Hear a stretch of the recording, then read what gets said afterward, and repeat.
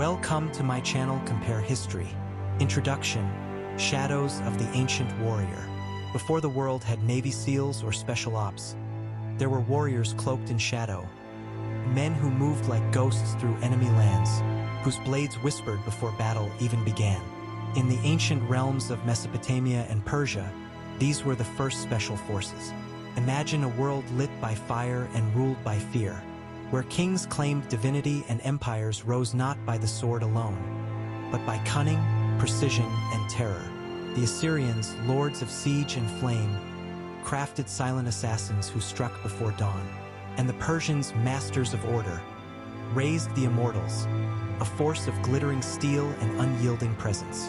One hunted from the shadows, the other stood as a wall of myth.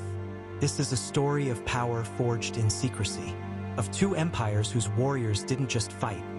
They embodied fear, loyalty, and legacy. Between Nineveh and Persepolis, a new kind of soldier was born, and the world would never be the same. Chapter 1: Forging Fear, the Assyrian Commandos and the Art of Psychological Warfare. To walk among the Assyrians was to walk through dread. Their empire was built not only on conquest but on terror. Their enemies feared not just their numbers, but something worse: the strike in the night, the blade in the dark. These were no ordinary soldiers. The Assyrian Commandos were hand-picked hunters, trained to kill in silence and vanish before the cry went up. Carvings from Nineveh show them slipping over city walls, torching granaries, slipping daggers beneath the ribs of unsuspecting guards. They weren't seen until it was too late. This wasn't war. It was theater, a performance of dread. Whole cities fell not by siege, but by whispers in the dark. Leaders murdered, gates opened, panic erupting before the army even arrived. They dressed as locals, spread lies, set fires, and cracked armies from within. They were the blade before the storm. Their mission was not just death, but despair, because fear, once sown, could bring down cities faster than catapults. Chapter 2: The Immortals, Persia's living wall of eternal might. Across the mountains, in the vast halls of Persian kings, another kind of elite was rising, not hidden in shadow, but shining in the sun.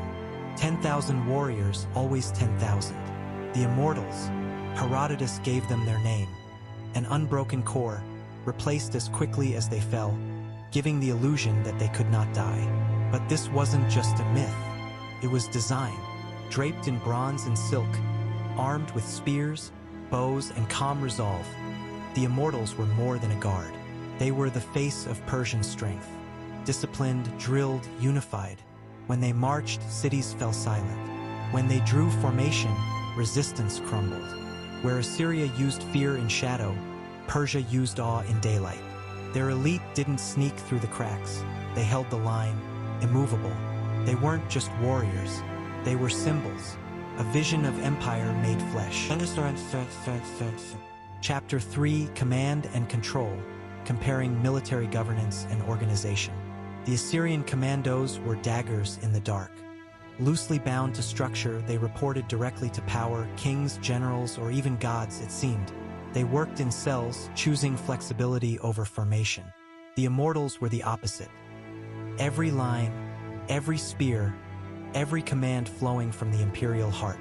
Persia ran on order, and its warriors reflected that. 10,000, no more, no less. A mirror of the empire's smooth machinery.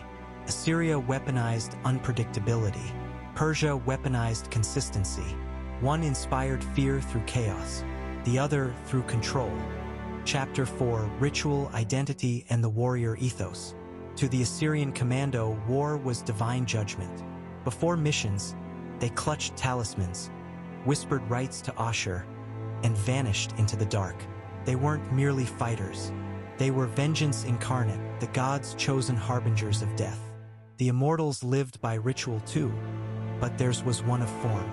Matching uniforms, identical arms, movements practiced until perfection blurred into instinct.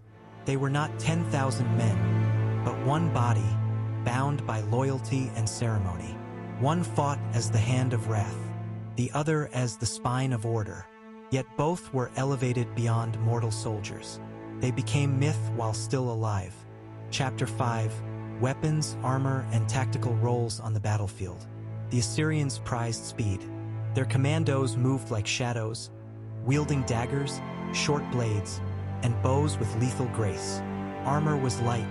They were not meant to be seen, let alone struck. The Immortals were the opposite.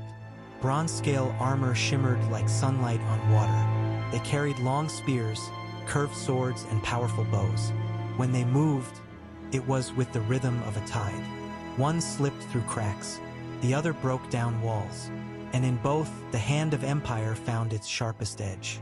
Chapter 6: Turning Points and Famous Engagements. Few records speak plainly of the Assyrian Commandos, for they were shadows, not scribes. But their whispers echo in places like Jerusalem, where panic and prophecy broke the walls before the siege even began. The Immortals left a louder mark. At Thermopylae, they met the Spartans in a clash of titans. Though turned back, they became legend, not in defeat but in resolve. Unbroken, unwavering, unforgettable. These moments weren't just battles. They were declarations that fear, in darkness or daylight, could shape history. Chapter 7: Legacy, the First Special Forces and the Evolution of Elite Warfare.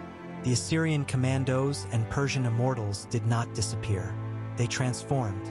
Alexander's cavalry, Rome's guards, modern special forces, all echo with the discipline, terror, and ritual first shaped in the deserts of Assyria and the palaces of Persia. They remind us that elite warriors do more than fight. They signal the soul of the state. They act as myth made real. And their tactics, stealth, spectacle, unity, fear, still move armies and minds alike. The eternal dance of shadow and spear. Long after the palaces fell and the gods grew silent, their warriors remain. Through ruins and dust, the shadow of a commando slips past memory. The glint of an immortal's armor still blinds the eye of history. This is their legacy. Not in numbers, but in the shape of power itself. Not in battles won, but in the fear they summoned, and in the silence they left behind. For in every empire's rise, there are those who fight not for glory, but for something older, deeper, a place in the myth that never dies.